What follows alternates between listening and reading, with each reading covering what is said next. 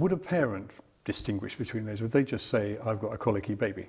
So that is such an important question, because at the end of the day, the parent and the baby have a colicky situation. And this is one of the things I try to move towards when we teach and when we talk about these things, is that the child is having a difficulty within their environment. So their internal environment, their external environment. The parent, though, is also having difficulty with their ability to respond to their child.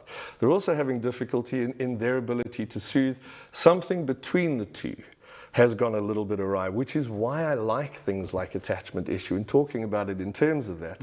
Because a lot of the time we'll go, oh, the baby has the problem. And it's one of those things that, because as adults we have the power, and as babies they don't have the power, we kind of go, well, this is the environment you live in now, and if you can't function properly in this environment, you get the diagnosis, you get the treatment.